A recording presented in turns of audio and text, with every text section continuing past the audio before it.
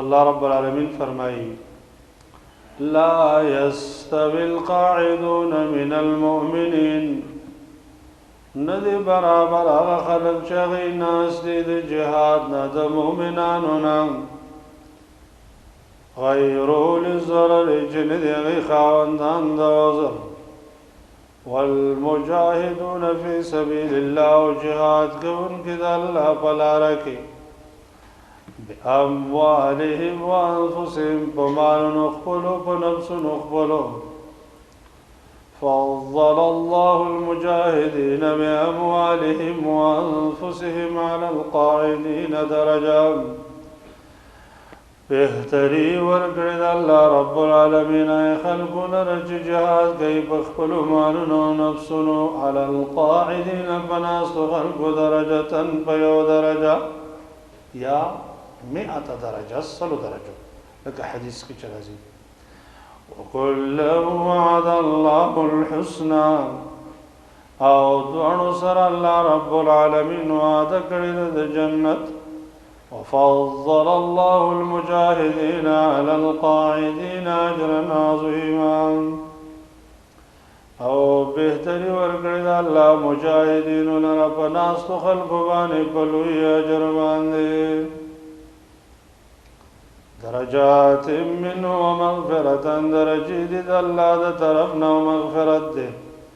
رحمتنا ورحمت دی وكان الله غفورا رحيما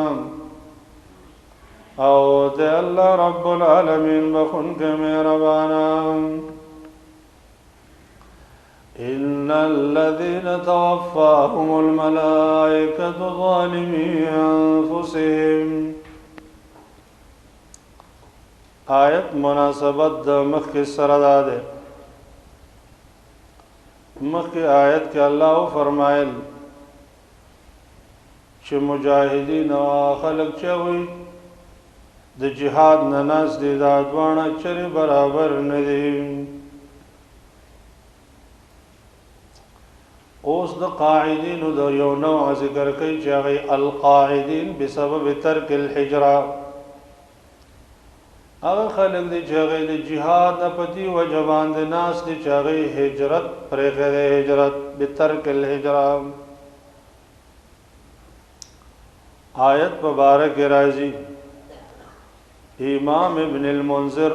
ابن جریر ابن ابي حاتم بیهقی روایت نقل کړي چې کله یو قوم یو خلک د مکه والاونه ایمان راوړ او لکن خپل ایمان پټاو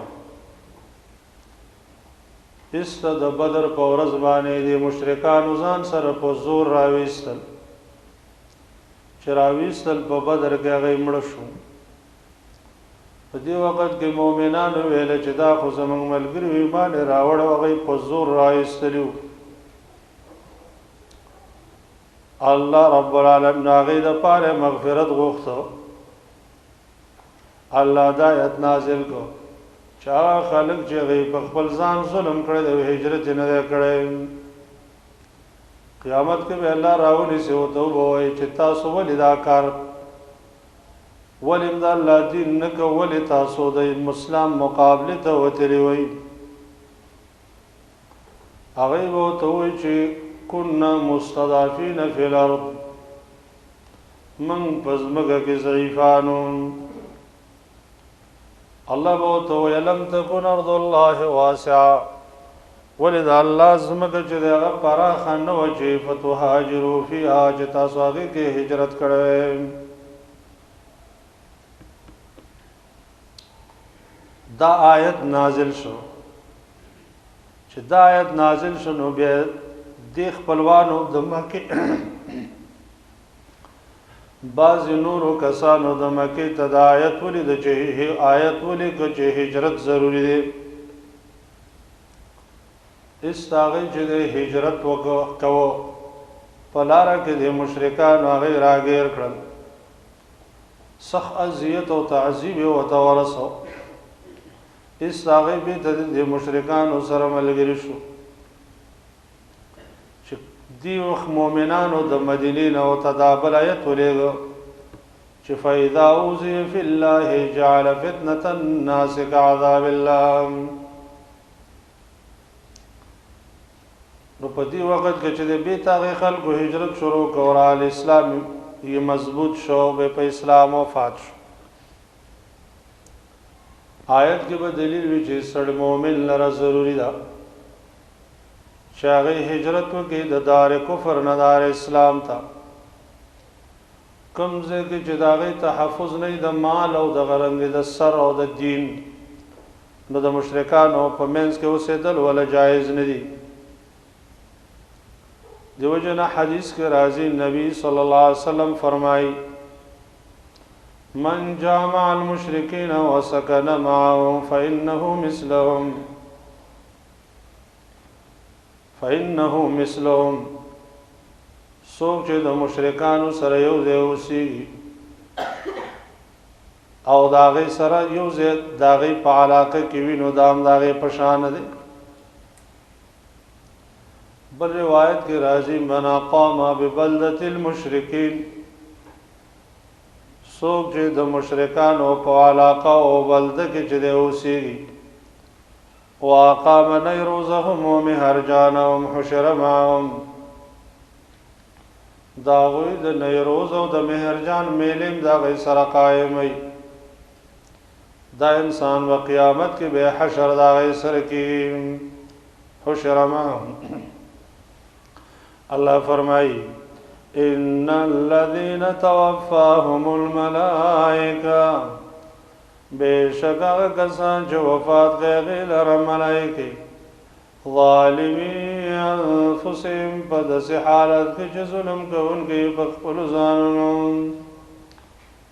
په څه ظلم کړی بترک الهجره چې هجرت نه کړی یا رجوعهم الى الكفر کفر ته رجوع کوي یا شک بعد اليقین قالوا ذيبوا فيما كنتم او به وای دې ته ملائکه طرف نه بوت ویل چې دا تاسو بس کوي معنا فی ای عذر انتم تاسو به کوم عذر کوي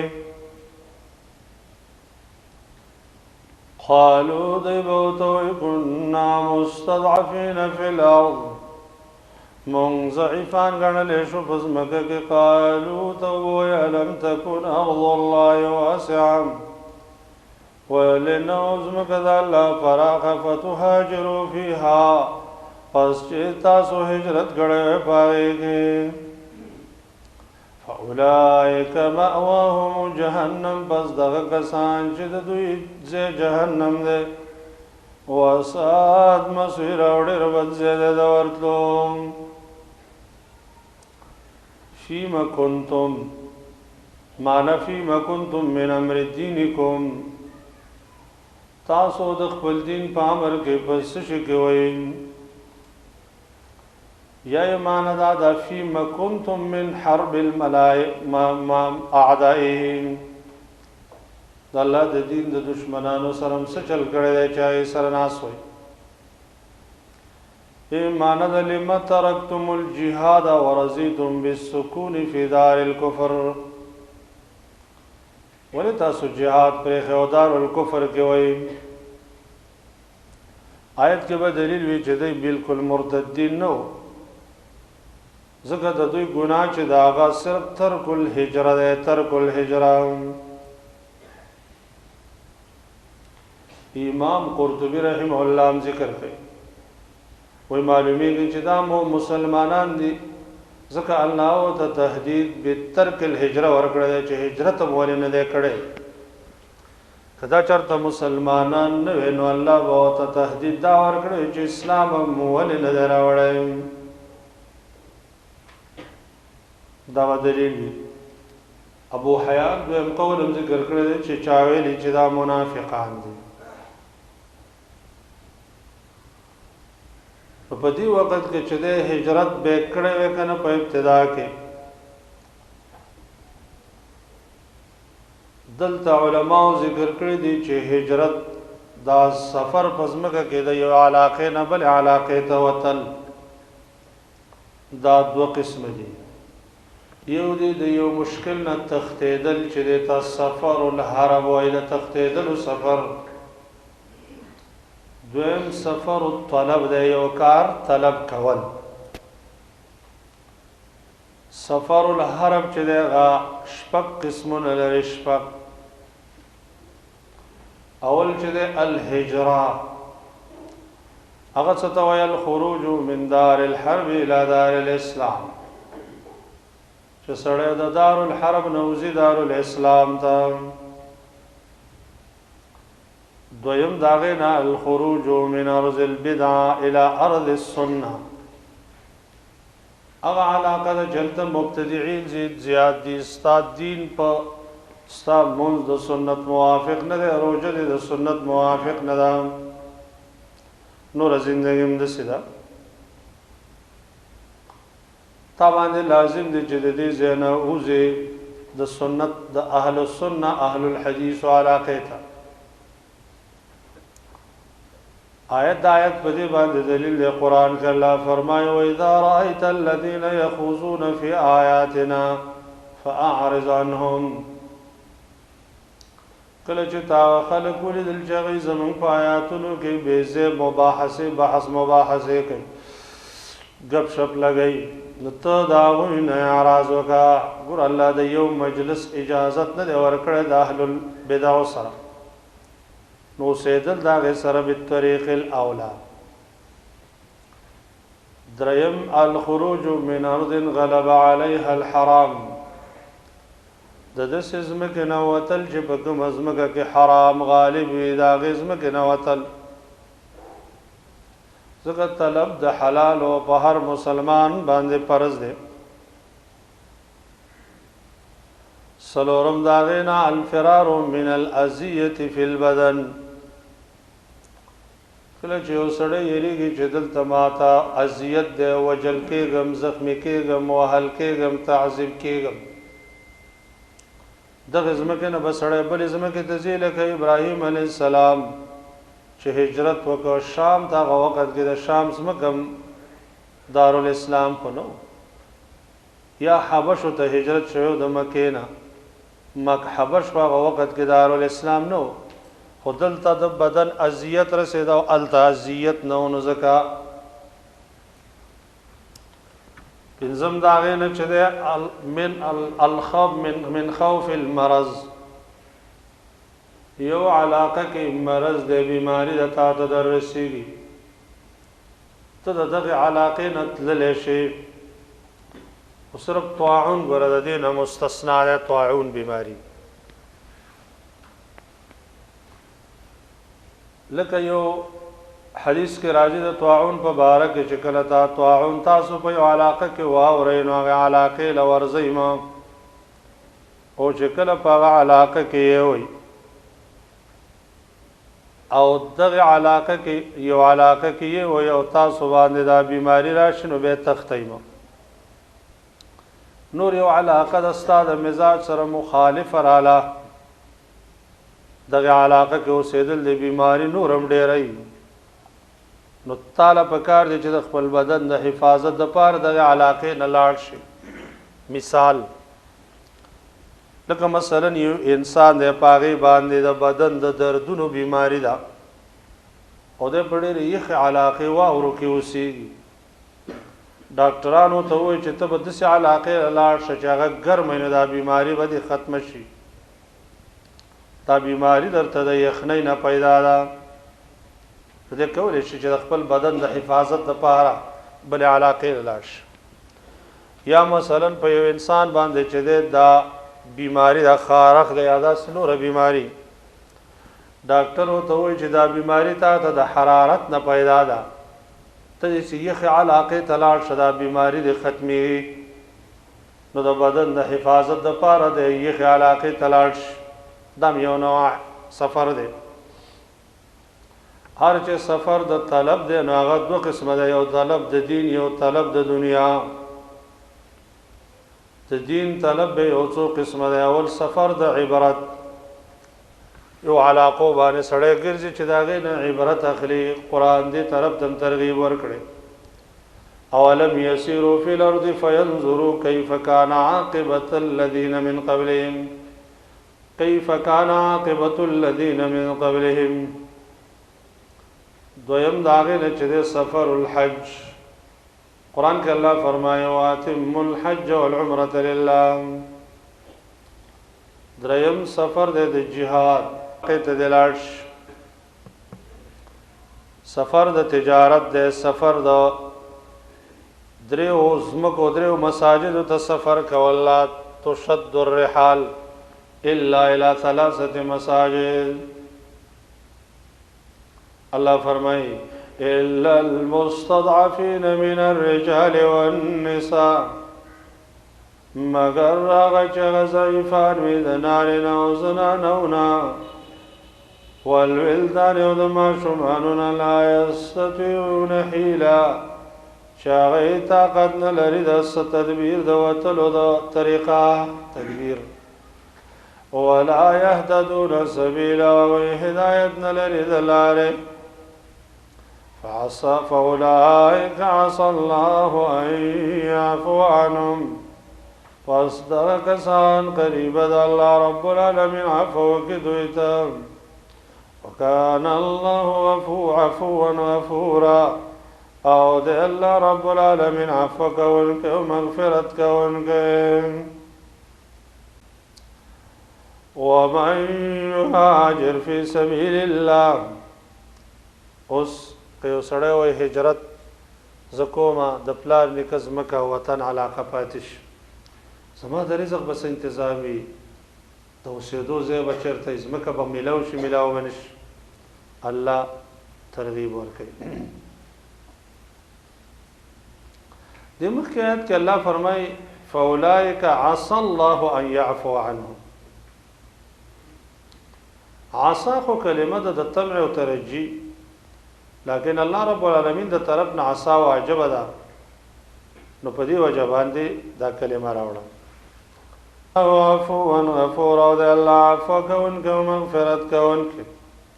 نو اوس وایي که هجرت کوم زما ته څه ضربه ونه رسېږي مالي جاني ځمکه نشته خوراک نشته څښاک نشته. الله جواب کوي ومن یهاجر فی سبیل الله. او څوک چې هجرت وکړي په لاره د الله کې یجد فی الارض مراغما کثیرا وسعا. دی به ومومي په ځمکه کې مراغما کثیرا ځایونه ډېر. مراغم معنی د مساکن. قاسمی معنی کوي طریقه یراغم فیه انوف اعدائه. داسې لاره به ورته الله ورکړي چې د الله د دشمنان بس ذلیل شي پوزې به په خاورو کې کړي شي. امام مجاهد د مراغم معنا کوي متزحزحا عما یکره. دا هغه څه نه به لرې ساتي د کوم ځای نه کوم څه چې دی بد ګڼي. اتقان کې سیوطي د عبدالله ابن عباس نقل کوي التحول من الارض الى الارض. الله به د یوې ځمکې نه بلې ځمکې ته ولا ځای ورکړي. وسع او پراخي. ومن يخرج من بيته مهاجرا الى الله ورسوله. او څوک چې وته د خپل کور نه هجرت کوونکی الله او د الله رسول ته د الله د رضا دپاره وت او د الله رسول ته هجرت کو.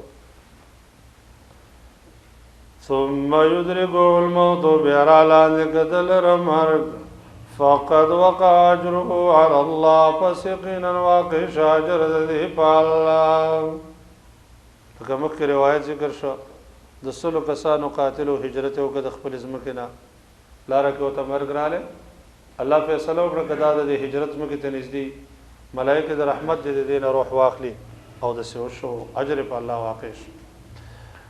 وكان الله غفورا رحيما. او د الله رب العالمین بخونکی مهربان. وإذا ضربتم في الأرض فليس عليكم جناح أن تقصروا من الصلاة. آیت مناسبت بد مخ سره دی. مخی آیت کې الله هجرت ذکر کو دی هجرت کېږي په سفر باندې نو دی آیت کې الله د سفر احکام ذکر کوي احکام د سفر دویم مناسبت د مخ سره ده مخ الله د هجرت برکتونو ته اجمالاً اشاره وکړه نو د آیت کې الله یو نوع د انواع او د سفر ذکر کوي چې هغه د صلات القصر او دغه رنګ داغه سره سره چې د به د صلات الخوف د آیت کې اول قصر ذکر کوي د قصر په اړه کې یو څو مهمه خبرې ذهن کې کېنوي د صلات القصر په اړه کې د بعض علما او رائے ده چې دا رخصت ده که یو سړی پوره منځو کې نو هم کې دا مذهب ده د امام شافعي رحمه الله دویم قول ده جنا صلات السفر چې د عزیمت ده که سړی قصر په سفر کې پوره منځو کې نو نه کېږي دا مذهب ده د امام ابو حنیفه رحمه الله او بعض فقهای کرامو کوم علما چې وایي چې صلات مون په سفر کې چې د قصر کول پکار دی پوره نه کیږي هغه وایي الله رب العالمین فرض کړی د سره څنګه حدیث کې راځي نبی صلی الله علیه وسلم فرمایي صلات السفر رکعتان د سفر مون چې دغه 2 رکعات ده فرض شو 2 رکعات ده حدیث دا عائشہ رضی اللہ تعالی عنہ کے مرازی نبی صلی اللہ علیہ وسلم فرمائے عائشہ رضی اللہ عنہ فرمائی فرضت الصلاۃ رکعتین مون چې دغه 2 رکعات فرض کړی شو د سفر مون چې دغه په خپل حالت باندې باقی پاتې شو وزید فی صلاۃ الحضر د حضر په مونږ کې زیادت رااله نو دا فرض شو 2 رکعات ده عبد الله ابن عمر رضی الله عنهم د دې مبارک سخ الفاظ استعمالي او هغه فرمایي صلات السفر رکعتان من خالف السنه كفر د سفر مون چې هغه 2 رکعات ده څوک چې د سنت مخالفت کوي نو هغه کافر کی استدلال په دې باندې کوي چې د نبی صلی الله علیه وسلم نه چرته هم نقل نه چاغې دي په سفر کې پوره منځ کړی که سفر کې چرته پوره منځ جایز وي نو نبی رسول الله به یو کرته کړی بیان للجواز کوم علما چې وایي چې نه رخصت ده استدلال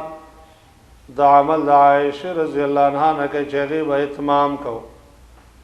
عمل د عثمان رضی الله عنه نه به اتمام کو راجح قول د عائشه رضی الله عنها مبارک هدايه چې تاولت کما تاول عثمان هغه چې د سفر کې پوره منځ کړه بنا پر یو تعویل څنګه چې عثمان رضی الله تعالی عنہ چې دغه تعویل کړو دسه تعویل چې دغه عائشه رضی الله عنها کړو بهتر مذهب عمدہ ده چې سفر کې اتمام چې دغه نه ده پکار د الله د نبی نه ده نقل نه ده جائز دوه مسله علما ذکر کړي چې سفر څومره حد پورې سړی د خپل کلی نه لاړ شي نو د مسافرانه مونږ کوي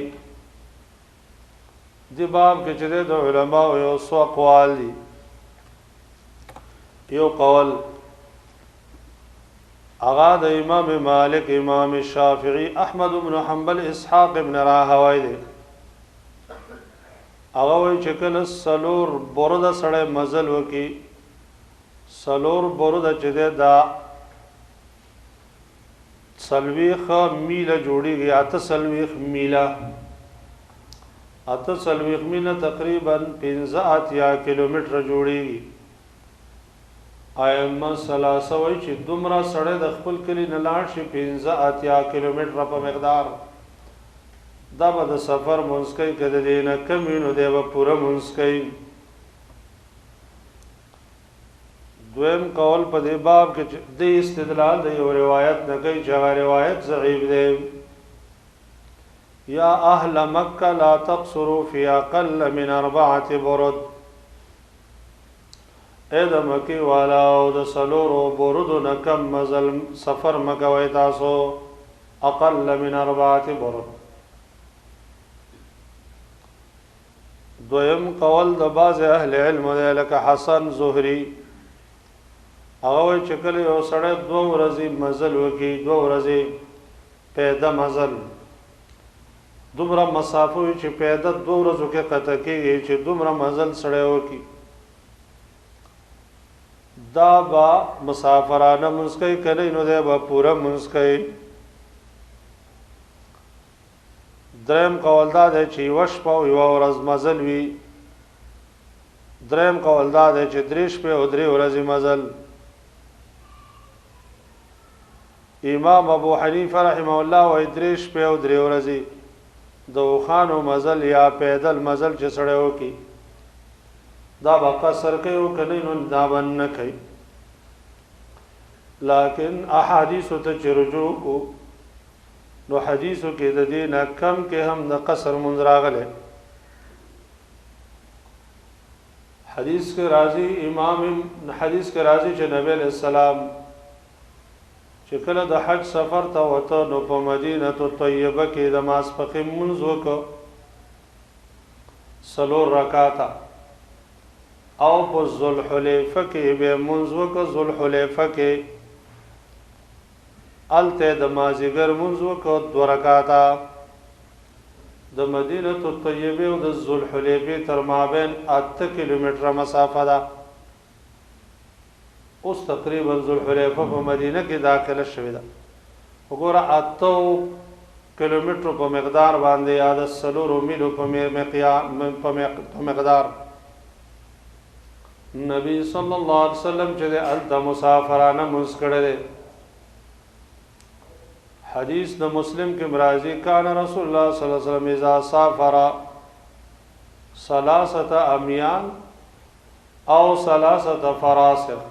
صلی رکعتین. نبی صلی الله علیه وسلم چې بکله 3 میله مزل وکړو یا به 3 فرسخه مزل وکړ، 3 فرسخه، نو په دې بنیاد باندې باغی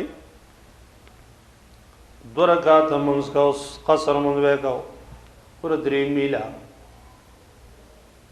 دا تقریبا دغه 15 کیلومتره خواوشا جوړیږي یا شپږ. او دغه رنګ 3 فرسخه چې ده 3 فرسخه دا 9 میله جوړیږي ځکه نبی علیہ الصلوۃ والسلام کړی. نو که د دې نه کدی که چرته دا حدود ورلوي نو نبی صلی الله علیه وسلم با چرې دې کې نه وی کړی. دی وجنه شیخ الاسلام ابن تیمیه رحمه الله وی دا مسله راجع د عرف ته چې کله تا دومره مزل وکړه چې په عرف کې تا ته مسافر ویل کېده نو ته به د سفر مونځ کوې. دغه رنګ دا دویمه درېیمه مسله علماو دا ذکر کړې ده چې څومره یو علاقه کې سړی ایثار وي هغه به د سفر مونځ کوي. ائمه 4 دا ذکر کوي چې ائمه 3 چې 4 ورځې اوځي کې سړی قائم وي 4 ورځې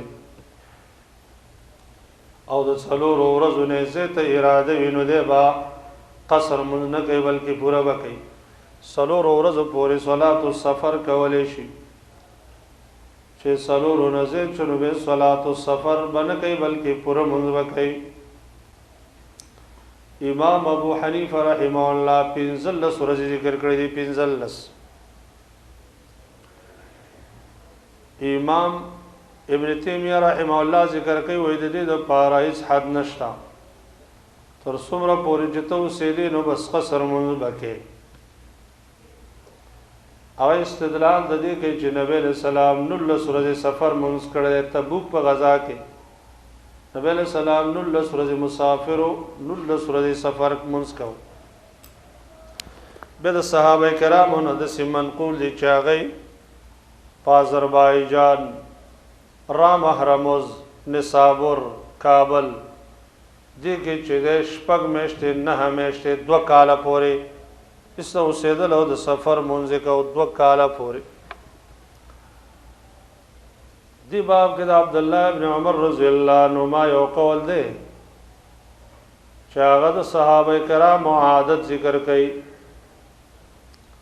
هغه وایي صحابه کرام چې هغوی نبی صلی الله علیه و آله وسلم او صحابه کرامو د تبوک په غزا کې 19 ورځې مسافرانه منځ وکړ. فکنا اذا زدنا اتممنا، کله چې به موږ د 19 ورځو نه سفر زیات کړو به هم اتمام کوو. که تحدید معنی سو قول کوي نو دغه قول د عبدالله ابن عمر رضی الله عنه دی راواخلی، دا قول دی. دلته دویم به ذکر کېږي صلات الخوف. صلات الخوف دی ته ویل کېږي چې کله مجاهدین په حالت د جهاد کې چې دی منځ کوي، که چېرته دی منځ کوي په دې وخت کې نو دا یره شته دی چې حمله ور باندې ونه شي د کفارو د طرف نه. او که جماعت سره منځ نه کوي هلته جماعت ډېر مهم دی، هغه فوت کېږي. نو دوی ته شریعت اساني راوستلې ده، یو طریقه ورته د مانځه ذکر کړې ده. دا اصلا کې د عصفان په غزا کې دا واقعا دا حکم نازل شوی. دا وختو چې خالد ابن ولید د کفارو د ډلې مشرو په دې وخت کې چې د مسلمانانو حمله کوله، د مسلمانان د ماسپخین په مانځ باندې ودرېدل. نو خپل مابین کې دی ویل چې کاش ډېره ښایسته موقع وه که په دې کفارو باندې په دې مسلمانانو په دې وخت کې حمله کړې وی نو بیخ کندن به موله کړی وی. بیرته یو بل په ما خپل مابین کې یو بل ته ویل چې زه خیر یو بل مونځ ته د هغه د دې نه ډېر زیات بهتر دی چې هغه د مازدیګر مونځ دی. په مازدیګر مونځ کې به حمله وکړو. دې مازدیګر مونځ کې الله د صلات الخوف طریقه را نازل کړې وه. صلات الخوف یو څو طریقې باندې نقل دی. امام احمد بن حنبل رحمه الله وایي دا ټولې صحیح دي. سړی به یېرې ته ګوري چې خوف څرنګه ونم اقسې مونځ به کوي. اول دا دی چې مجاهدین به 2 ډلې شي، 2 لښکرې وشي. یوه ډله به چې دی هغه د دشمن مقابل کې ودرېږي او یو ډله چې دی هغه به امام پسې ودرېږي. دا دواړه به په مانځه کې ګوره یو ډلې به دشمن ته مخ ګرځولی، قبلې ته به هم نه دشمن ته، بله ډله به امام پسې ولاړی هغه به مانځه کې. امام به د یو صف ته چې دی 2 رکعاته مونځ وکړي. امام به د یو صف ته چې دی 1 رکعت مونځ وکړي. بیا به 2م رکعت ته امام چې پاڅېد نو وبدرېږي. دا صف چې دی دا به 1 رکعت پوره کې ځان لاړه وشي د هغې ډلې خوا ته. هغه به راشي امام پسې به ودرېږي. امام پسې چې ودرېده نو کله چې امام سلام وګرځاو نو دی به پاسېږي 1 رکعت قضایي به راوړي. په دې وخت کې چې دی به دا 2 ډلو باندې امام به سلام وګرځوي. اول امام به سلام نه ګرځوي بلکې په تشهد به انتظار وکړي. دا ډله به پاسېږي 1 رکعت قضایي به راوړي. بیا به امام 2 باندې سلام وګرځوي. تا طریقه د مانځه په حدیث د صالح ابن خوات کې نقل ده عمن صلى مع النبي صلی الله علیه وسلم. بخاری او مسلم نقل کړی ده.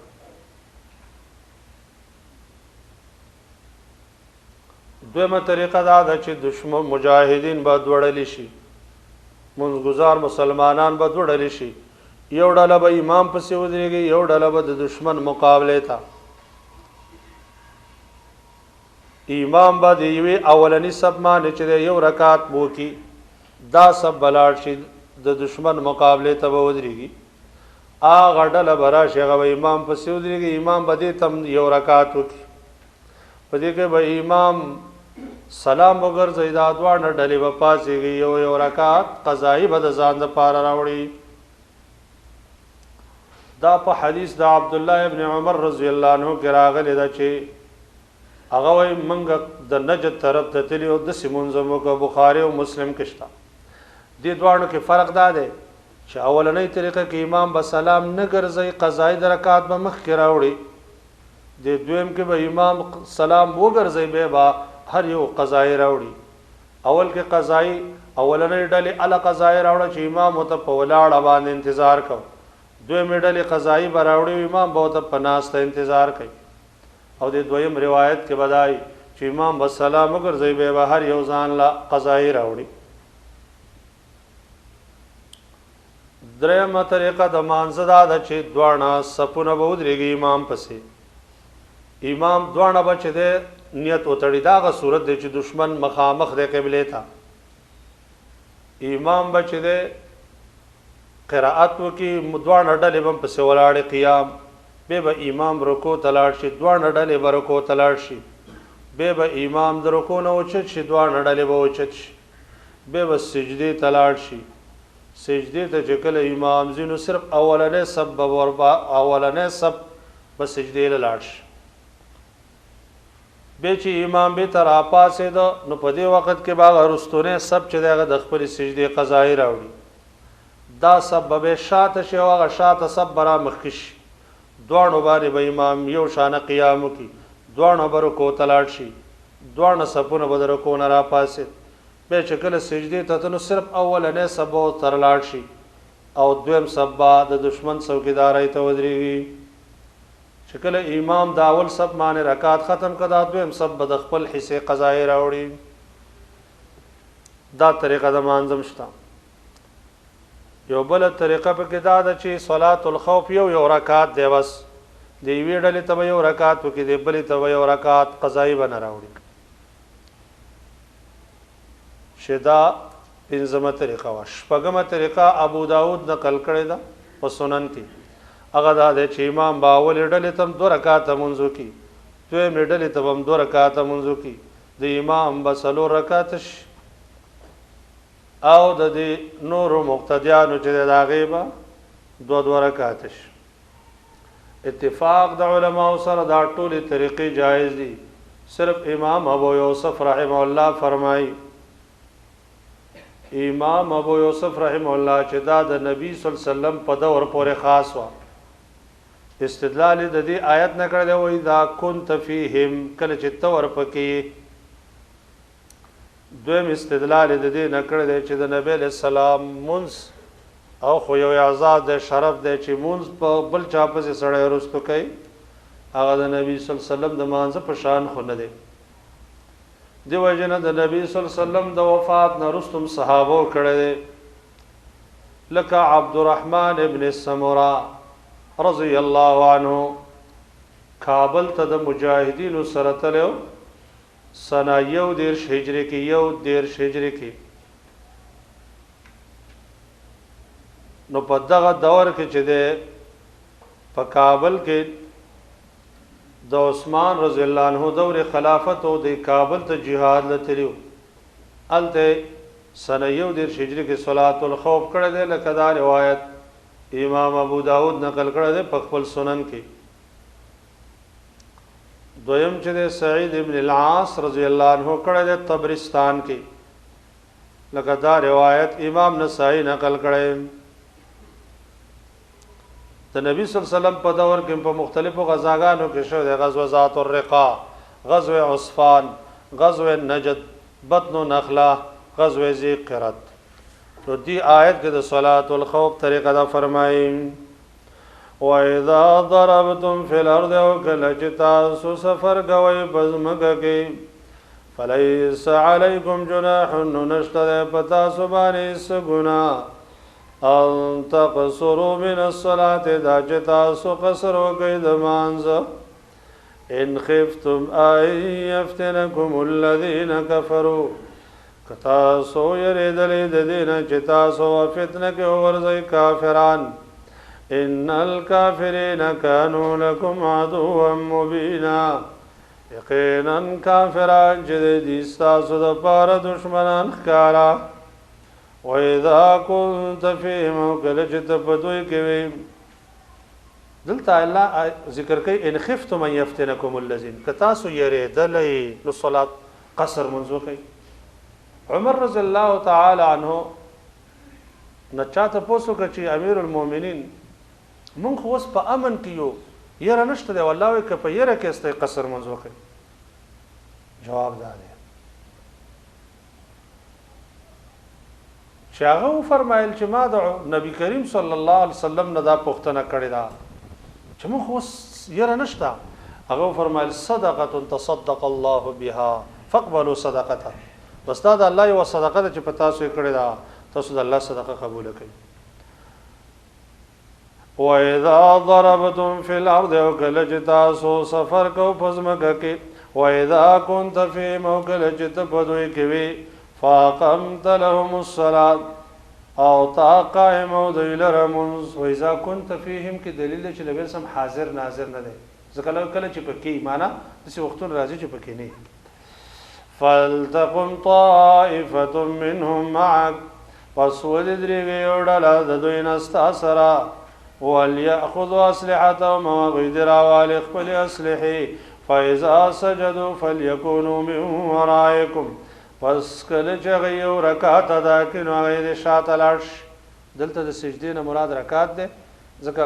احادیثو کې دا خبره بیان وشي ولتأتي طائفة أخرى اوراد شي غړل لم يصلوا چې من نه کړي استا سره فليصلوا معك اغید تاثر منذ کی دویم رکات وليأخذوا حذرهم واسلحتهم اغید واقل خپل بیداری او خپل اسلحه ود الذين كفروا خغنیا کسان چې کفر کړل لو تغفلون عن اسلحتكم که تاسو غافل شوي د خپل اسلحه او امتعتكم او د خپل اسبابنا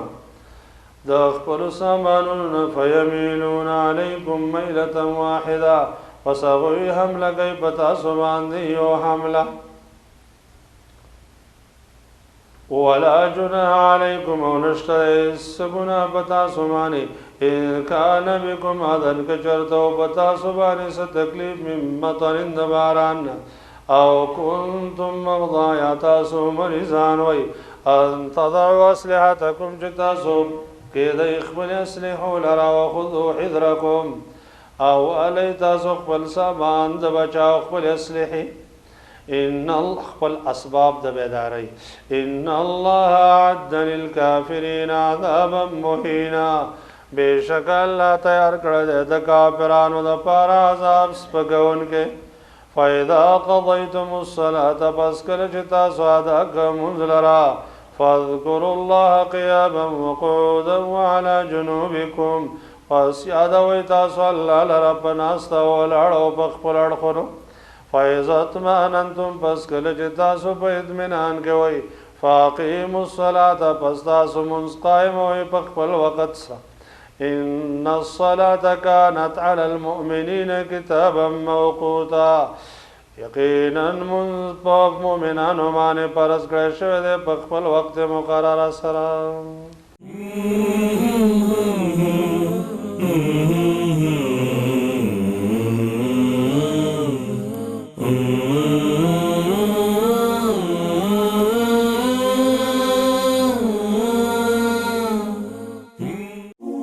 د پیغام پښتو ټي وي ځانګړي او مستند معلوماتو باندې مبني بشمیره تعلیمي او دینی ویډیوز لپاره زموږ پاڼه سبسکرایب کړئ او زموږ د نوي ویډیوز نه د اپډیټ لپاره په بیل آیکن کلیک کړئ